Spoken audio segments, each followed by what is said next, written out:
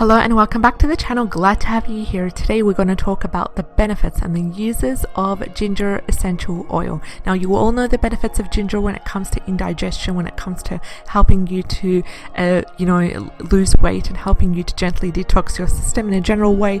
But the ginger essential oil is amazing for different things that we'll talk about in this video, and usually it is in an energetical perspective. The ginger essential oil is very stabilizing, it's very grounding to the body, and it actually is known to help to protect and strengthen the body that way. So that's from an energetical perspective. But ginger is a plant that is great. It's been traditionally used in Chinese medicine for problems like circulatory issues, digestion problems as well. It's a wonderful root that helps with so many different things, and the essential oil provides us with the concentrated compounds of the ginger plant, which is amazing. But on the other side, you got to be careful because it's extremely potent and extremely concentrated as well. So please make sure to do a patch test on all sorts of essential oils that you haven't tried before and that you would like to know if you are allergic to it. Make sure you do a patch test on a small area of your skin, away from your face of course, and then observe for after 24 to 48 hours. If any redness persists, then you have an allergic reaction to that essential oil, and I would highly advise you not to use it and focus on something else.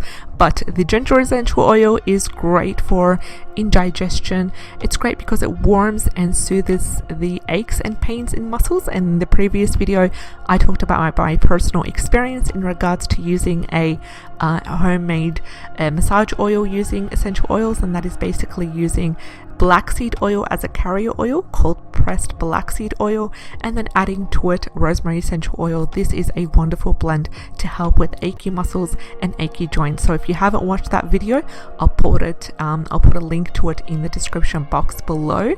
And let's get back to ginger essential oil. So it can also be used as great for aches, pains in the joints, in the muscles, and it helps to improve pore circulation as well, and helps to improve overall energy, and that could be used through the inhalation method, also using it as a massage oil as well. Make sure to properly dilute it. So the blend for problems with indigestion is of course topical application, and make sure to massage the abdominal area gently, and I would start with 3 drops of ginger and then focus on another type of citrus fruit as well to create that balance. So let's start off with 2 to 3 drops of ginger and then about 2 to 3 drops of lemon. Add that to 20 milliliters of carrier oil, and then you gently massage the abdominal area in circular motions gently and nicely that way. Now I get asked a lot about the carrier oils, which ones are best. There are specific ones, and just depends on what you see favorable. For example, with sweet almond oil, it's great, probably absorbed by the body. It also has nourishing benefits, but people who have nut allergies, sensitivity with digesting nuts, I would stay away from sweet almond oil.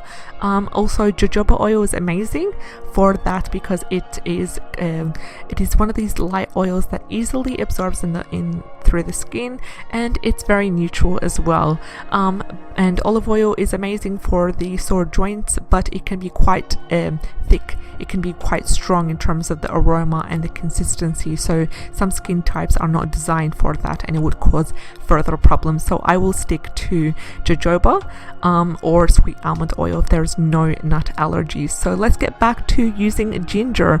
And ginger is great for aches and pains because you could literally put them in a bath, put the ginger oil in a bath, combine it with lavender oil. So starting off by 2 to 3 drops of ginger, 4 drops of lavender oil, great in the bath.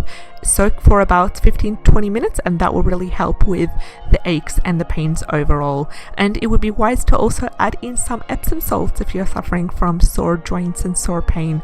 If you're already taking a bath, I would take this opportunity to add some either magnesium salt or some Epsom salt in there. You don't have magnesium salt, you don't have Epsom salt, no worries. Opt opt for the traditional sea salt, the coarse sea salt, add it to the bath water. It works great, and there's no problem once you add the sea salt to also add the blend of the essential oils, of course in the right proportions, to the bath water. And make sure to be very careful when getting out of the bath because it can be quite slippery, so take your precautions. Also, for pore circulation, it's really important to focus on essential oils that help promote circulation, and ginger is great for that. Also, black pepper is amazing for pore circulation issues. You can simply make a massage oil by starting off with 15 to 20 milliliters of carrier oil, and then add that to 5 drops of black pepper, around 3 to 4 drops of ginger oil, and massage the area. Now you will notice if you use black pepper, the essential oil, the area might become pink.